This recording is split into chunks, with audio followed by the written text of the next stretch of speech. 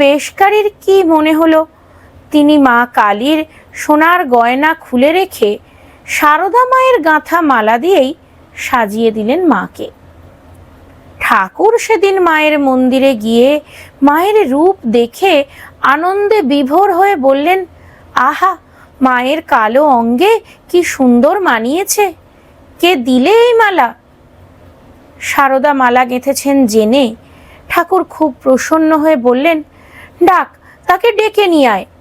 ওর গাঁথা মালায় মাকে কি অপরূপ দেখাচ্ছে তা নিজের চোখে দেখে যাক।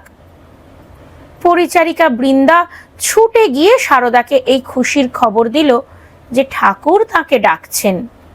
এ কথা শুনে সারদা তার মনের খুশি চেপে রেখে গেলেন মন্দিরে বৃন্দার সঙ্গে।